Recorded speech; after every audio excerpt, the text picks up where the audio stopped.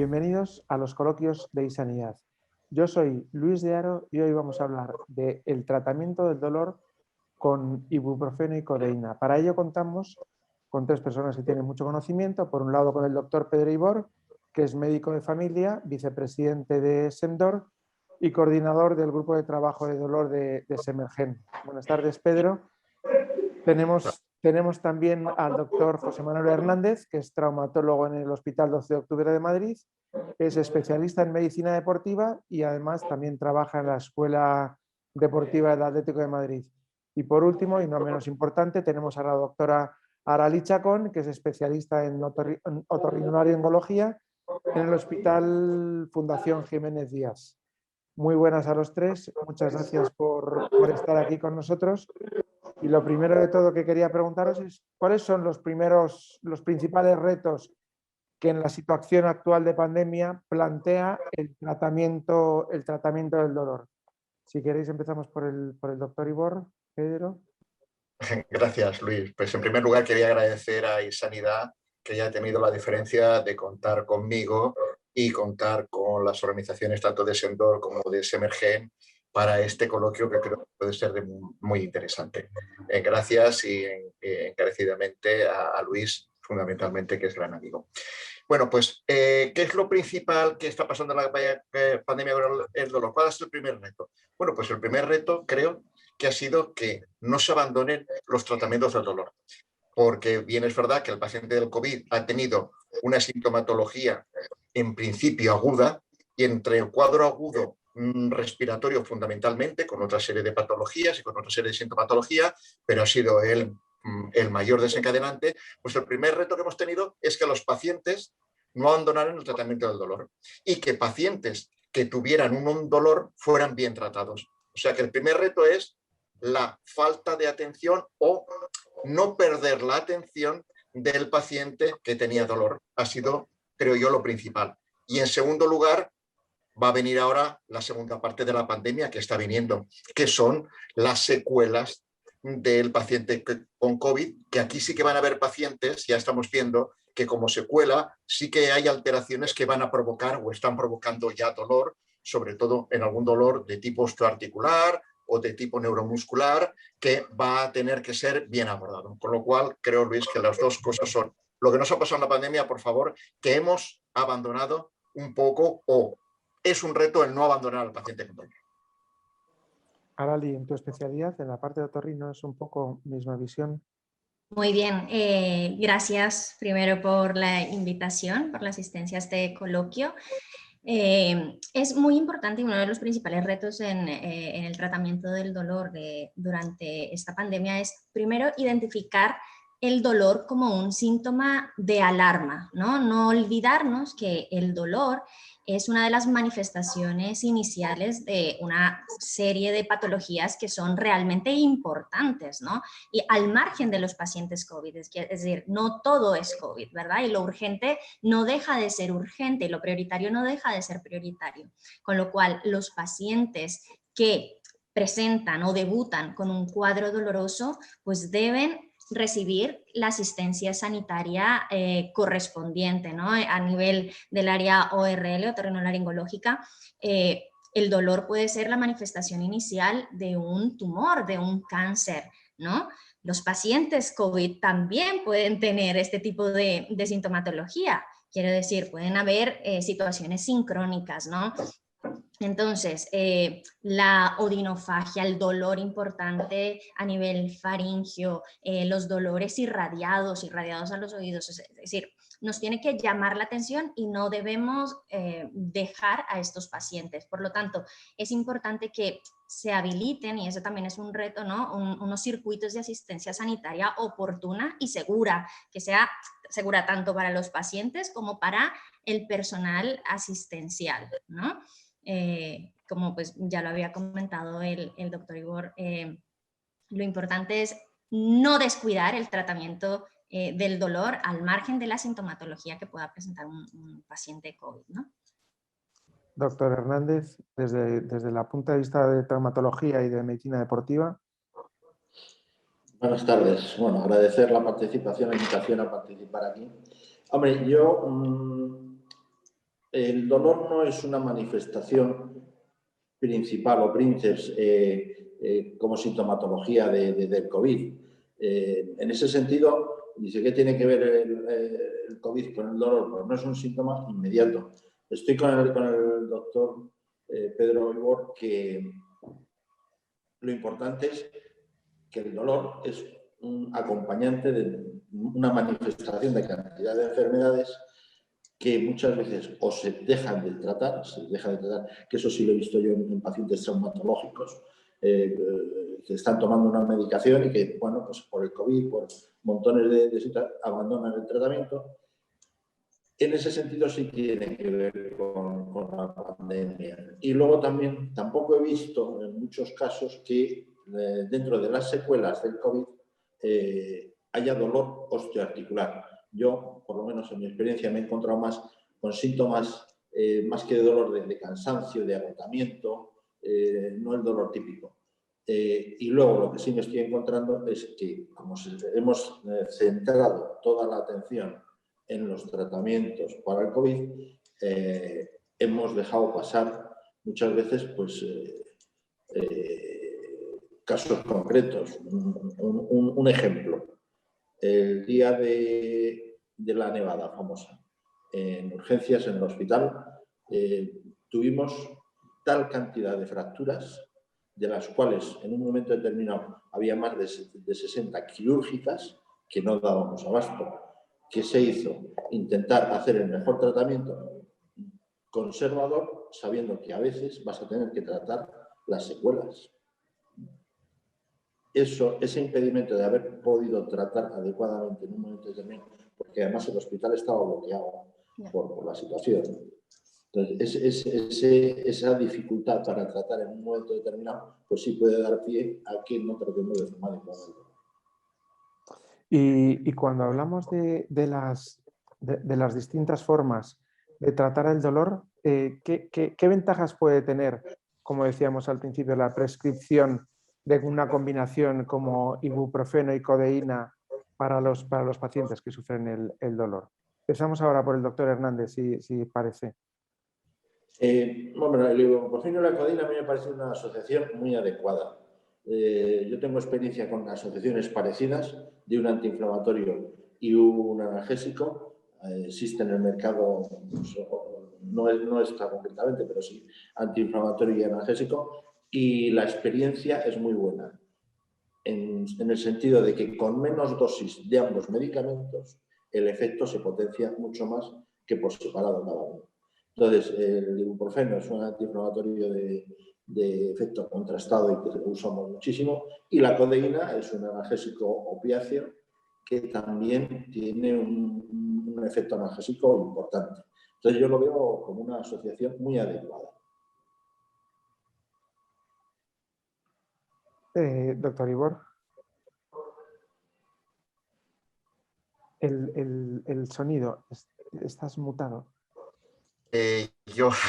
Perdón, yo creo que una de las cosas que aportan estos tratamientos multimodales a dosis fija, que es lo que podríamos decir, lo que podríamos hablar de la asociación ibuprofeno-codeína, la ventaja que tiene fundamentalmente en el ámbito que yo me muevo de la atención primaria, independientemente de la eficacia, que la eficacia está probada, además probada a todos los niveles, o sea, nadie duda de la eficacia de esta asociación. Revisamos en la Cochrane y nos da, en las pocas ocasiones que la Cochrane, o en muchas de las ocasiones que la Cochrane, nos da una conclusión en la cual hay una evidencia científica de que la eficacia es muy potente, con lo cual eso no tiene lugar a dudas. Pero para mí lo que aporta también estas combinaciones es que con muy buena eficacia mejoras muchas veces la adherencia al tratamiento. Muchas veces necesitas dar a lo mejor 2 fármacos, incluso son pacientes a lo mejor que toman otros fármacos, y el manejar 2 fármacos, la ventaja que tiene esta combinación es que, manteniendo gran eficacia, los efectos adversos son mucho menores que dando estos mismos fármacos de forma separada. La sinergia positiva que tienen en la eficacia, insisto, junto con menores efectos secundarios. ¿Esto qué hace? Que con menos pastillas, con menos comprimidos, el paciente tiene mejor alivio del dolor. Y eso mejora mucho la adherencia. Y va mucho a colación a lo que estábamos comentando antes de la pandemia. Es que yo he visto en la consulta diaria que muchos pacientes en el tema de la pandemia pues han disminuido su tratamiento frente al dolor, han abandonado parcialmente. Es decir, la adherencia la han perdido, a veces por problemas burocráticos, por temas de protocolos y a veces porque los pacientes inmersos en una situación de estrés han disminuido ese fármaco y eso es importante. Es decir, la asociación a gran eficacia tiene grandes ventajas, que es disminuyes efectos adversos y mejoras la adherencia al tratamiento. La parte de otorrino, misma experiencia o experiencia parecida. Bueno, pues igual coincido con mis compañeros. Efectivamente, no podemos discutir la evidencia científica de esta asociación, ¿verdad? Efectivamente, hay muchísimos estudios clínicos, además aleatorizados, dobles ciegos, controlados con placebo, que efectivamente avalan la eficacia de este tratamiento, ¿no? O sea, se ha visto en cerca de 6 estudios con 1.342 pacientes que cerca de 6 de cada 10 pacientes tienen un control eficaz del dolor, ¿no? Con lo cual no vamos a discutir la evidencia científica que tiene esta asociación en el control del dolor. A nivel del área ORL, cierto es que nos aporta comodidad, ¿bien? Al suministrar lo que había dicho el doctor igualmente, al suministrar 2 medicamentos en una sola toma, pues mejoramos igual la adaptación al tratamiento en cirugías como por ejemplo la amigdalectomía, en cirugías otológicas, retroauriculares, cirugías que puedan no responder a lo mejor con un monofármaco, ¿no? No vayamos a conseguir un control adecuado del dolor monofármaco, pues esta asociación podría ser bastante ventajosa en cuanto a adherencia y en cuanto al control analgésico. Ahora, cierto es que en el área ORL tenemos un hándicap importante a tener en cuenta con la codeína, y es, digamos, una advertencia, ¿no?, que vemos, es el uso en los pacientes con insuficiencia respiratoria, con rinitis crónica, con asma, que puede, digamos, que puede aumentar los efectos deleterios de la codeína, ¿no?, los efectos adversos, con lo cual hay que ir un poco con pies de plomo a la hora de pautar este tratamiento en estos pacientes. Y luego también hay una advertencia importante en este medicamento en el área ORL y es en los pacientes a los que operamos de una adenoamigdalectomía, pacientes pediátricos, ¿no?, menores de 18 años que se operan de adenoamigdalectomía en el contexto de una apnea obstructiva del sueño, pues no está recomendada esta asociación. Entonces, me parece que tiene muy buena eficacia, puede ser una muy buena opción para mejorar la adaptación al tratamiento, la adherencia, perdón, al tratamiento, pero sí que es verdad que hay ciertas patologías en las que tenemos que ir, ¿no?, con pies de plomo y teniendo en cuenta el riesgo-beneficio, ¿no? Entonces, a nivel del área ORL, pues lo desaconsejamos en adenoamigdalectomías en pacientes pediátricos con SAOS, con una apnea obstructiva del sueño, porque puede aumentar, digamos, la toxicidad del opiáceo. Se ha visto que en muchos de estos pacientes, de estos pequeños con SAOS, pueden ser metabolizadores rápidos de la codeína, ¿vale? Con lo cual la toxicidad del mórfico puede elevarse. Entonces, en estos casos, pues no lo recomendamos. Pero en cirugías de amigdalectomía simples, cirugías otológicas o cirugías cervicales, sí que puede ser una muy buena alternativa. Y ahora que estamos tiempos actuales de pandemia, siglo XXI, investigación, hay mucho de todo. ¿Qué papel debe tener esta combinación? ¿Todavía puede tener un protagonismo para los pacientes? Doctor Ibor, ¿todavía puede tener protagonismo? Yo creo que sí que tiene protagonismo por lo que hemos comentado hasta ahora, que es la eficacia y la reducción de efectos secundarios. En cuadros agudos, evidentemente todos los estudios se están realizados sobre cuadros agudos, pero yo creo que quizá incluso podría ampliarse en un tiempo, porque moléculas tan seguras podrían incluso aplicarse a veces algunos tratamientos de algunos dolores crónicos, siempre teniendo en cuenta los efectos secundarios o las contraindicaciones que pueden haber como cualquier fármaco. Indudablemente todos sabemos que la codeína es un derivado de la morfina, o se metaboliza y se transforma en morfina, porque es un profármaco en realidad, pero sabiendo eso, no por eso no tienen su indicación. Los mórficos tienen su campo de actuación y los mórficos que estamos utilizando, los mórficos que llamamos mayores, los opioides mayores, de tercer escalón, por decirlo en una fórmula clásica, son fármacos que se están utilizando en dolor crónico. ¿Por qué no podemos utilizar el dolor crónico también la codeína con el ibuprofeno en aquellos pacientes que el ibuprofeno pueda tener el problema de efecto secundario gastrolesivo? Pero hay muchos pacientes que puede ser una buena asociación porque reduces la dosis de los dos fármacos, que a lo mejor en vez de tener que estar utilizando dosis más elevadas, podríamos estar utilizando dosis más bajas de dos productos. Es decir, cuadros agudos en la actualidad, pero yo podría proponer que en algunas circunstancias puede ser un tratamiento para más prolongado que a veces aparece en ficha técnica con las debidas protecciones y con el paciente seleccionado. Doctor Hernández. Bueno, el perfil clarísimo de la asociación es dolor agudo, eso está muy claro. Normalmente, y lo he utilizado muchas veces, pues eso, para el dolor agudo, sobre todo para el comienzo del tratamiento. Para un dolor crónico, disminuyendo la dosis, pues también podría servir, pero fundamentalmente el perfil de esta asociación es dolor agudo y, sobre todo, dolor agudo para evitar la cronicidad.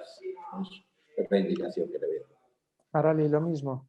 Sí, estoy de acuerdo. En principio, la recomendación pues, que hay establecida en este momento es justamente para el dolor agudo, ¿vale? Dolor agudo, cierto es que tomándolo a tiempo para evitar cronificarlo, ¿no? Los perfiles de seguridad y los estudios se han hecho en, digamos, dosis de 3-5 días de duración. Entonces, hombre, se puede valorar la posibilidad, es cierto que siempre hay que tomar cada caso, ¿no? O sea, se tratan enfermos, ¿no?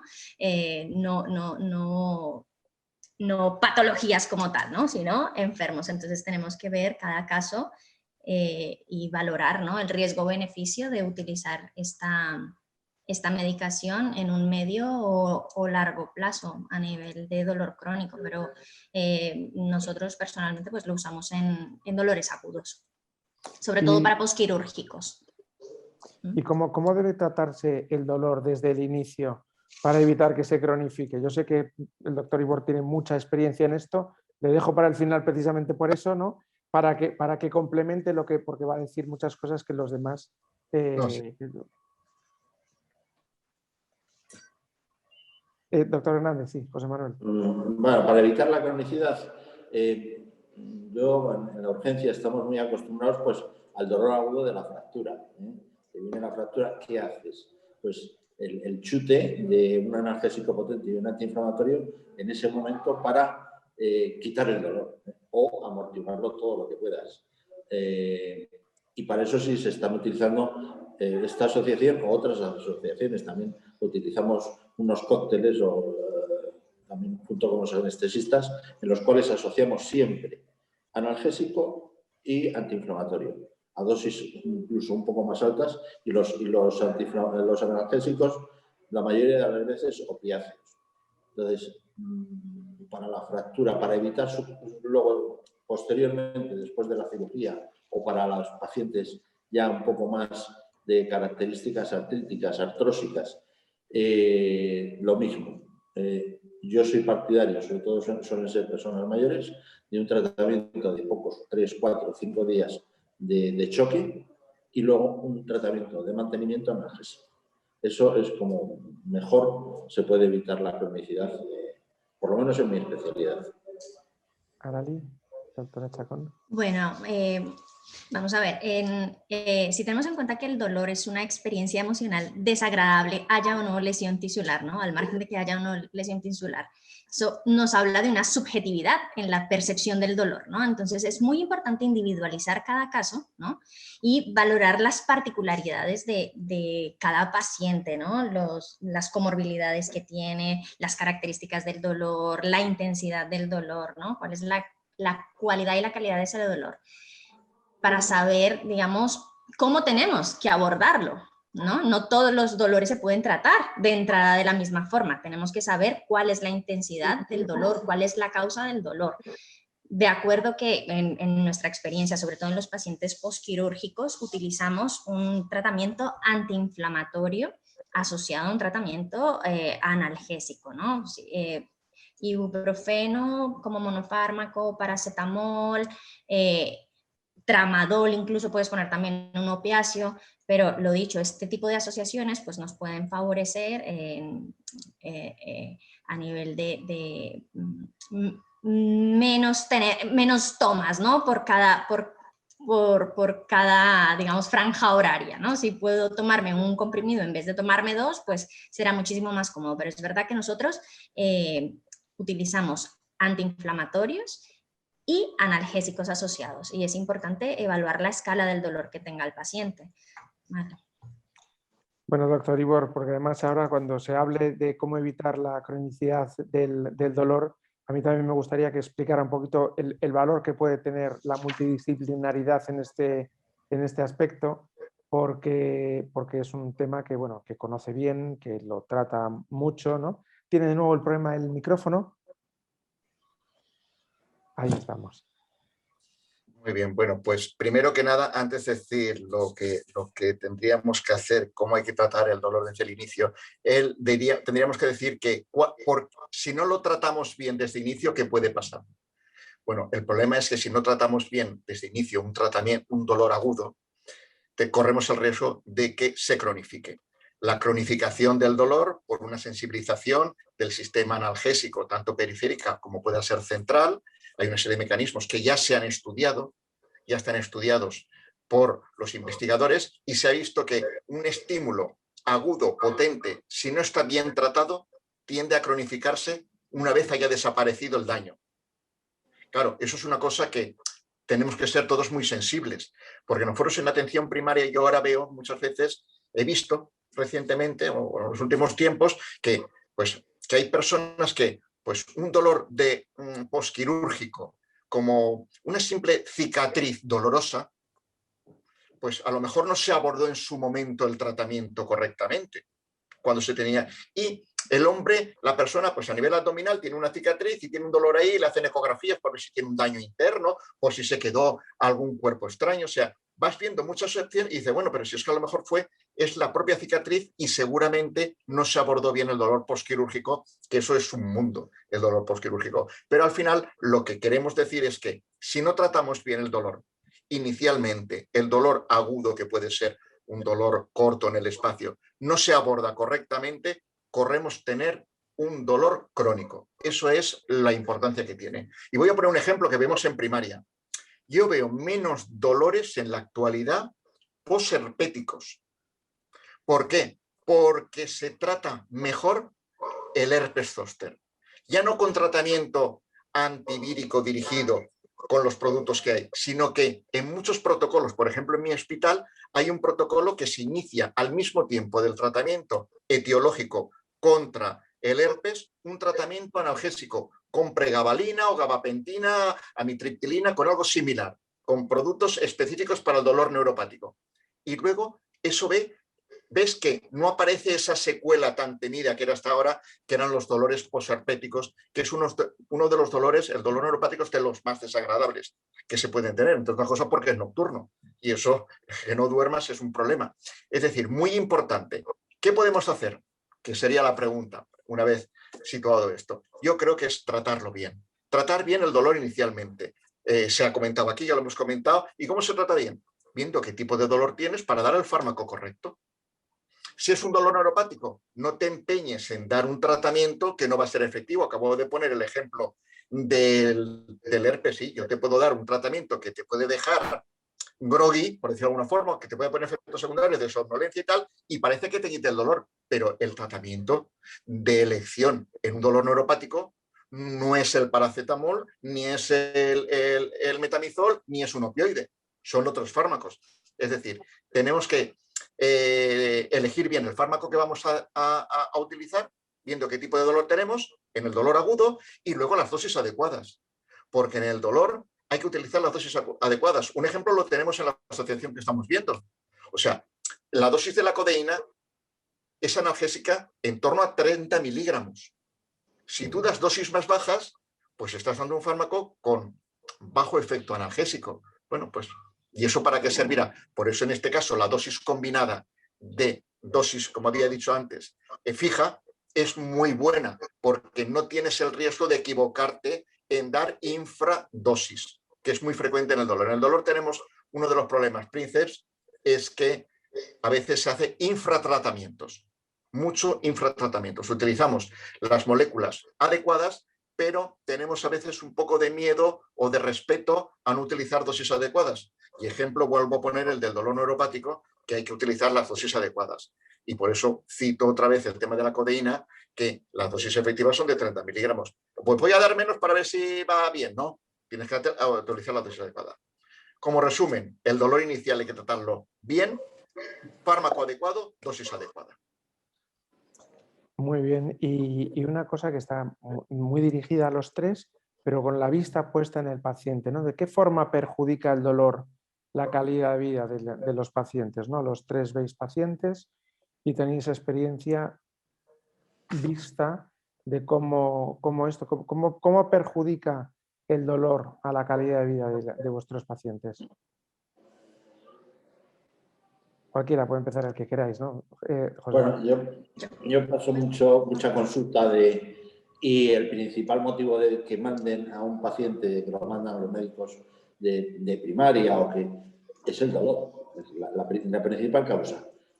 Y el dolor no solo osteoarticular, que yo soy traumatólogo, sino hay muchos, el dolor, pues como decía el doctor Igor, el dolor neuropático, cantidad de dolores, o incluso el dolor que ves que el típico paciente que entra por la puerta, dices, a este le mande lo que le mande, no le voy a quitar el dolor. Porque ese es el dolor central o el dolor que va asociado a el dolor de la persona que tiene una depresión, y ese dolor se multiplica por 2. No por la patología de base en sí, sino por la depresión que tiene. Muchas veces el tratamiento es centrarlo más en antidepresivos o otro tipo de tratamientos. El dolor indudablemente merma muchísimo la calidad de vida, y lo más importante, como decía el doctor Igor, es, y decía también la doctora, individualizar cada caso, tratar pacientes y no enfermedades, y dar también las dosis adecuadas. Estoy muy de acuerdo con lo que acaba de decir el doctor, y a mí me pasa muchas veces que ves un tratamiento que está muy bien puesto, pero a una dosis que se ha quedado corto. Subes las dosis y mejor Bueno, sí, hablo yo. Eso es.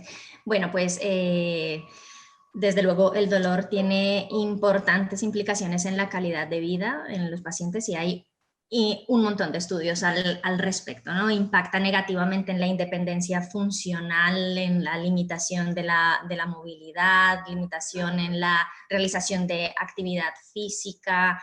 En nuestra área, por ejemplo, los dolores, las faringodinias, las odinofagias, o sea, el dolor para comer, pues imagínate la limitación que puede provocar en la deglución, ¿no? La hora de alimentarnos, que puede ser las cosas de las que más disfrutamos durante el día, pues no poder hacerlo, eso merma infinitamente la calidad de vida, ¿verdad? Además, altera la calidad del sueño, produce insomnio, aumenta, digamos, se ha visto que hay mayor ausentismo laboral. Esto puede traer a su vez problemas económicos, ¿no? Que pueden generar gran ansiedad, situaciones de depresión, es decir, impacto global en la calidad de vida. Podríamos quedarnos hablando toda la tarde de esto, ¿no? Una cosa importante que me llamó mucho la atención es cómo las medidas que se han tomado para disminuir durante la pandemia, ¿no? Las medidas que se han tomado para disminuir la contagiosidad, o sea, disminuir la transmisión del virus, y van encaminadas evidentemente al aislamiento social, ¿no? Y al confinamiento, y esto afectó de forma bastante importante los pacientes con dolor crónico, el estado emocional de los pacientes con dolor crónico, ¿no? Sumado además al sedentarismo que producía ese confinamiento, que incrementaba la percepción del dolor, ¿no? Entonces, desde luego, lo que dije, podríamos estar aquí hablando toda la tarde de las implicaciones en la calidad de vida, por eso es muy importante, como había comentado el doctor Igor, hacer una detección temprana del dolor y una instauración rápida y eficaz en el tratamiento del dolor, ¿no? Buscando la dosis que sea efectiva, pero que a la vez, digamos, disminuya la toxicidad, ¿no? O sea, buscamos disminuir lo máximo posible la toxicidad y favorecer el efecto analgésico. Pedro, Bueno, ¿cómo perjudica el dolor a la calidad de vida del paciente? Ahora te lo comento. Primero quiero decir una cosita, porque Aralía está muy acertada, porque ha unido esta pregunta con la pandemia. Es verdad, no lo hemos dicho al principio. Uno de los problemas que ha habido con los pacientes que tenían, habíamos centrado en dolor agudo, pero con respecto al dolor crónico, los pacientes, el aislamiento les perjudica en cuanto a su calidad de vida. Eso es así. Entonces, los pacientes que teníamos con dolor crónico, que eso los vemos más, a lo mejor los vemos más José Manuel y yo, Aralí los ve menos, esos pacientes han estado peor, porque el no relacionarse, no salir de casa, todo ese aislamiento no les ha beneficiado en su calidad de vida integral. Y claro que la calidad de vida integral, la repercusión que tiene el dolor es que es a nivel ya no individual, sino es a nivel familiar, personal, laboral, en todos los ámbitos. Por eso creo que es de derecho del paciente que el abordaje de ese dolor, como bien decía muy bien Aralí, de esa experiencia desagradable, de ese sufrimiento, que al fin y al cabo es una experiencia, que es el dolor, debe ser abordado en todos los aspectos de la persona, no solamente en los aspectos biológicos, sino también en los aspectos psicológicos, en los aspectos sociales e incluso en los aspectos espirituales. Tienes que abordar toda esa esfera, porque el dolor es una experiencia, no hay un dolorímetro, no hay un aparato para medir el dolor. Es una experiencia subjetiva, interna, y que lleva una repercusión en tus hijos, en tu mujer, en tu marido, en tu trabajo. Es la repercusión. Y por ahí el abordaje, por eso estamos en la línea de que el abordaje, muchas veces de estos dolores, en la repercusión de la calidad de vida, que es el dolor crónico, tiene que ser multidisciplinar. No solamente, muchas veces te resuelve un problema en el dolor crónico un trabajador social. No era una cuestión de un fármaco, que muchas veces lo es, de una dosis, que muchas veces lo es, pero es que a veces hay un problema social que hay que abordar, hay un problema psicológico que hay que abordar, o a lo mejor tiene que ir enfermería, o a lo mejor el farmacéutico. O sea, es un abordaje multidisciplinar, y yo creo, para mí terminar, que creo de este coloquio, es un derecho que tienen los pacientes. El paciente tiene derecho a que su dolor sea abordado en todas las esferas biopsicosociales y espirituales. Es un derecho que tiene. Muy bien, pues hasta aquí hemos llegado. Agradezco muchísimo a los tres vuestra presencia, vuestros comentarios acertados, y nos vemos en www.isanidad.com. Muchas gracias.